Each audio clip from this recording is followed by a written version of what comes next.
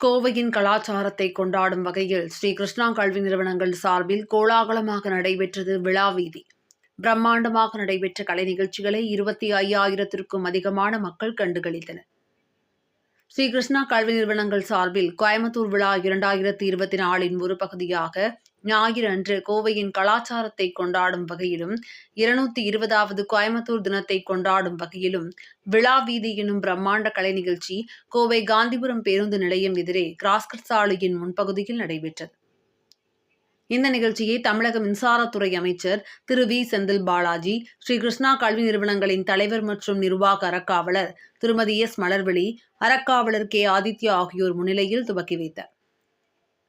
கோவை மாவட்ட ஆட்சியர் திரு கிராந்திகுமார் பாடி, கோவை மாநகர காவல் ஆணையர் திரு பாலகிருஷ்ணன், கோவை மாநகராட்சி மேயர் ரங்கநாயகி, கோவை மாநகராட்சி ஆணையர் சிவகுரு பிரபாகரன், துணை மேயர் வெற்றிச்செல்வன் மற்றும் கோவையின் பல்வேறு முக்கிய தொழில்துறை தலைவர்கள், பிரமுகர்கள் நிகழ்வில் கலந்து கொண்டனர். கோயம்புத்தூர் விழா 2024 தலைவர் திரு அருண் செந்தில்நாதன், துணைத் தலைவர்கள் எம்.எஸ். சௌமியா காயத்ரி, எம்.எஸ். சரிதாலட்சுமி ஆகியோர் இந்த விழாவின் துவக்க நிகழ்வில் கலந்து கொண்டு சிறப்பித்தனர். கிராஸ்கட் சாலையின் துவக்கத்திலிருந்து இறுதி வரை கலை நிகழ்ச்சிகள் நடைபெற்றது. இதை 25,000த்திற்கும் அதிகமான மக்கள் கண்டுகளித்தனர். விழாவீதி நிகழ்ச்சி குறித்து திருமதி எஸ். நடைபெறும் விழாவீதி நிகழ்வில் சென்னை சங்கமம் கலை நிகழ்ச்சியில் பங்கேற்ற 150 கலைஞர்களின் 5 மற்றும் 6 விதமான இசை நடனங்கள், பல்வேறு கலை மற்றும் கலாச்சார சங்கங்களைச் சேர்ந்த 300க்கும் அதிகமான கலைஞர்களின் இசை நடன நிகழ்ச்சிகள் நடைபெறுகிறது. இது கோவையை கொண்டாடும் ஒரு சிறப்பான நிகழ்வு என கூறினார். நிகழ்வில் கோவை ஆட்சியர் கிராந்திகுமார் பேசுகையில், கோவையின் வளர்ச்சிக்கு இங்குள்ள பல்வேறு சமுதாயத்தைச் சேர்ந்த மக்கள் சிறப்பான பங்களிப்பை வழங்கியுள்ளனர். கோவை என்பது பல்வேறு கலாச்சாரங்களை ஒன்று சேரும் சங்கமமாக உள்ளது என்றார். இந்த பன்முகத்தன்மையை கொண்டாடும்படி கோவை விழா நிகழ்ச்சி நடைபெறுகிறது மகிழ்ச்சி அளிப்பதாக கூறினார். அமைச்சர் செந்தில் பாலாஜி பேசுகையில், ஒரு பிரம்மாண்ட கலை நிகழ்ச்சி தொடர்ந்து 17வது ஆண்டுகள் நடைபெறுவது என்பது மிகச்சிறப்பான ஒன்று.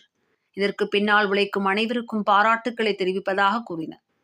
கோவை மக்களுக்கென்றில்லாமல் கோவைக்கு வேலைக்காகவோ தொழில் துவங்கவோ யார் வந்தாலும் இந்த ஊர் அனைவருக்குமான ஊராக இருக்கிறது என்றார்.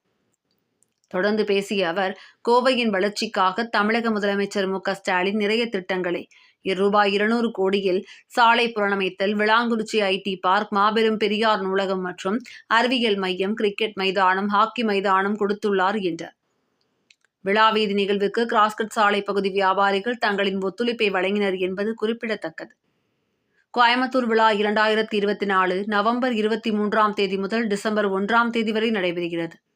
இந்த விழாவின் 17வது பதிப்பான இந்த ஆண்டில் ஏற்கனவே டபுள் டெக்கர் பேருந்து பயணம், பழங்காலத்து கார்களின் அணிவகுப்பு, பிரபல பாடகி ஜோனிதா காந்தியின் இசை கச்சேரி என பல நிகழ்ச்சிகள் நடைபெற்று கோவையை திருவிழா நகரமாக மாற்றியது. அடுத்து வரும் ஒரு வாரத்தில் ஓவிய வீதி, கோவை விழா மாரத்தான், பிரம்மாண்ட உணவு திருவிழா என பல நிகழ்ச்சிகள் நடைபெற உள்ளது.